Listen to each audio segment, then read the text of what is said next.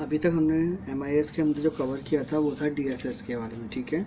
आज जो हमारा टॉपिक है वो है group decision support system, GDSS, ठीक है। तो GDSS में कैसे वर्क करते हैं वो आप देखते हैं, ठीक है। तो GDSS, in GDSS the decision maker have to take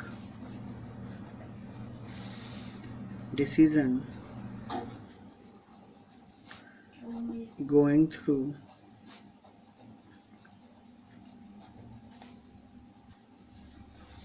the influence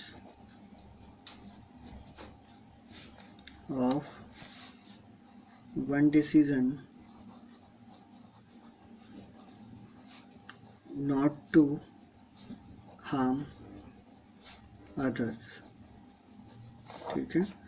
मतलब GDSS में क्या होता है कि जो डिसीजन मेकर्स होते हैं उनको डिसीजन लेना होता है किससे, going through the influence of one direction, मतलब वन डिसीजन। तो जो भी डिसीजन लेंगे वो उसके बेसिस पर इन्फ्लुएंस होना चाहिए, ठीक है, जो पहले डिसीजन लिया है।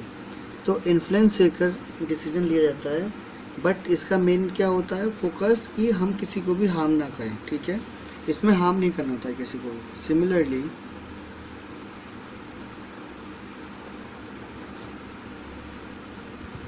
ए top level management get together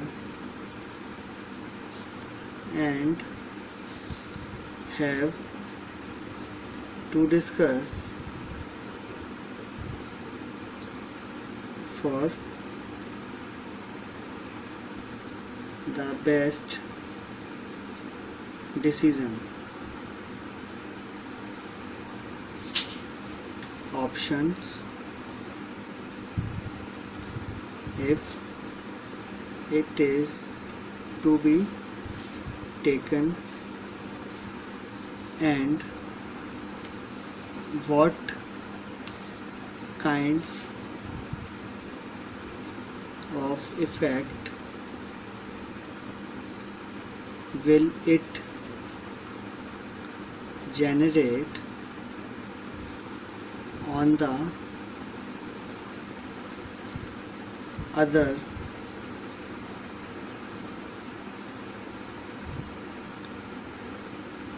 other departments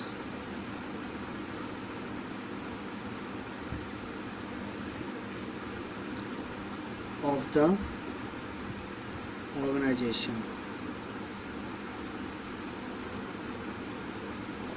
तो इसका क्या है कि जो सिमिलरली जो टॉप लेवल मैनेजमेंट होता है, ठीक है, वो एक साथ आते हैं, like get together and have to discuss for the best decision option. तो जो टॉप लेवल मैनेजमेंट होता है वो साथ में आकर डिस्कस करता है जो बेस्ट डिसीजन ऑप्शंस अवेलेबल होते हैं, और उससे ही वो बेस्ट डिसीजन लेकर वो what kind of effect will it generate. तो मतलब जो भी डिसीजन लेने वाले हैं वो किस तरह का इफेक्ट क्रिएट करेगा दूसरे डिपार्टमेंट्स पर जो ऑर्गेनाइजेशन में हैं। तो वो सब चीज़ें एनालाइज करने के बाद ही कोई डिसीजन लिया जाता है, ठीक है। The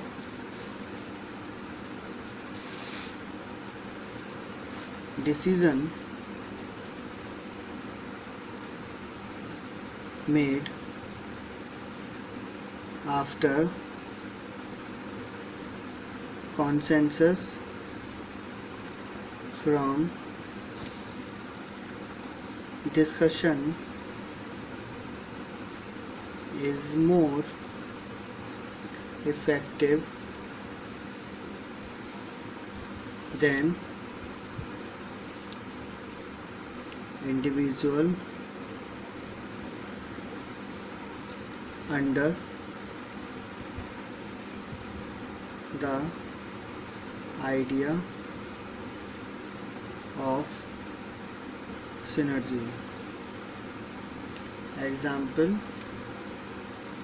parliament.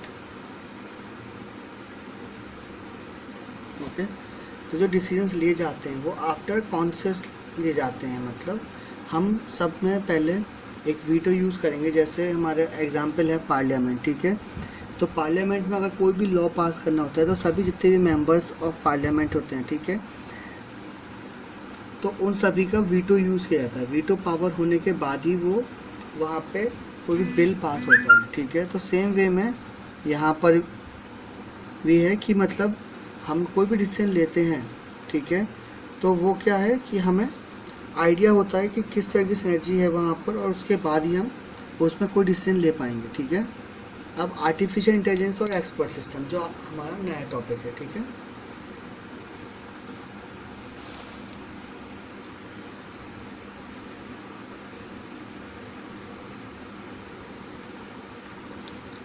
Artificial intelligence and expert system, ये नया टॉपिक है हमारा, ठीक है। तो इसमें हम क्या क्या कवर करेंगे? Definitions, evolution of AI in expert system, और कंपोनेंट्स ऑफ एआई और एक्सपर्ट सिस्टम, ठीक है। ये सारी चीज़ें हम कवर करेंगे। तो इसको नोट डाउन कर देता हूँ। पहले डेफिनीशंस,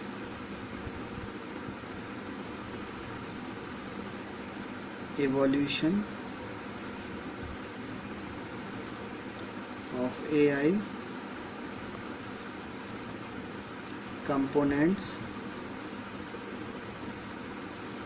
of AI और एक्सपर्ट सिस्टम, ठीक है। तो ये हमारे 4 टॉपिक इसमें कवर करेंगे अब, ठीक है। अब देखते हैं डेफिनेशन पहले। अब हम डेफिनेशन करते हैं, ठीक है, आर्टिफिशियल इंटेलिजेंस की। It is one of the branch in computer science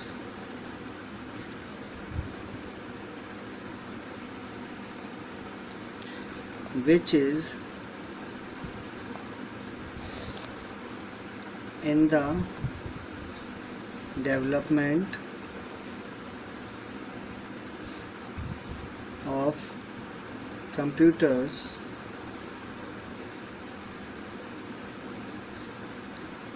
behave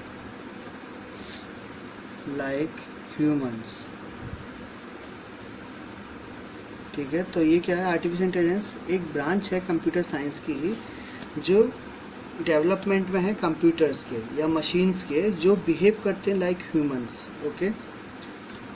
तो लाइक ह्यूमंस की तरह उसको बिहेव करना होता है कंप्यूटर्स को। एआई इंक्लूड गेम्स,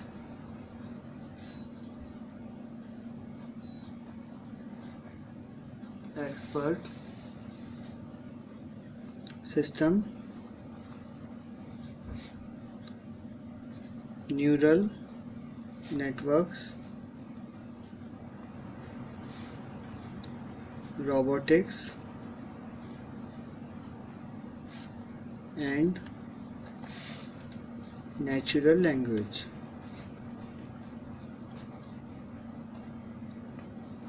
तो AI क्या करता है? AI इंक्लूड करता है गेम्स को, ठीक है, जो गेम्स वगैरह डेवलप किए जाते हैं वो। एक्सपर्ट सिस्टम, जो हमारे एक्सपर्ट सिस्टम्स होते हैं। न्यूरल नेटवर्क्स होते हैं जो हमारे ह्यूमन ब्रेन की तरह से रिएक्ट करते हैं, ठीक है। फिर रोबोटिक्स एंड नेचुरल लैंग्वेजेस। तो नेचुरल लैंग्वेज जैसे हमारी ग्रामर होती है, सेम उसी टाइप से, ठीक है। अब इसके बाद आता है एक्सपर्ट सिस्टम।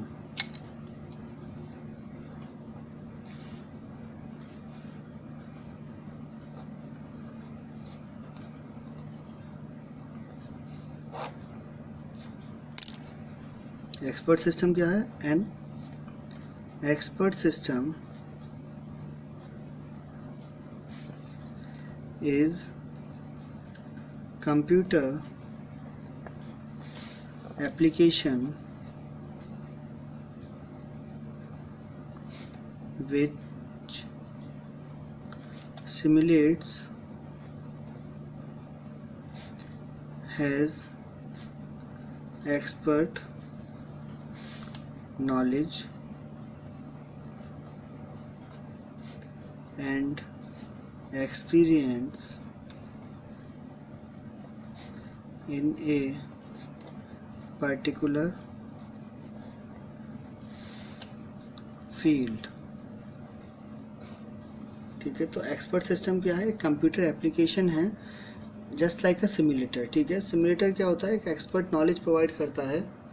ठीक है, उसके लिए हमें क्या करता है? एक्सपर्ट नॉलेज होती है सिमुलेटर के पास, और एक्सपीरियंस होता है। लाइक जो हमें पर्टिकुलर फील्ड में किसी में भी एक्सपीरियंस चाहिए होता है, वो हमें कहाँ से मिल जाता है? सिमुलेटर से। लाइक जैसे एरोप्लेन के सिमुलेटर होते हैं, तो हमें रियल जैसे एरोप्लेन उड़ाते हैं उस टाइप से ही हमें उससे एक्सपीरियंस मिल जाता है। ठीक है, for example, make financial forecast, diagnose human illness etcetera. तो इसका एग्जाम्पल क्या है? लाइक हमें फाइनेंशियल फोरकास्ट करनी है कोई भी, या डायग्नोस करना है ह्यूमन की इलनेसेस को, ये सब चीज़ें हम इससे कर सकते हैं। ठीक है, एक्सपर्ट सिस्टम से etcetera. To design expert system, one needs to know how human expert make decisions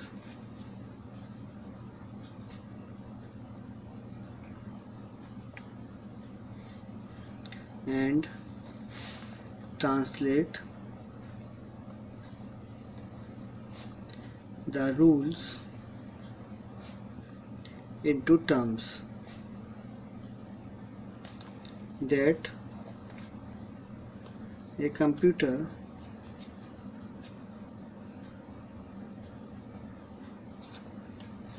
understands।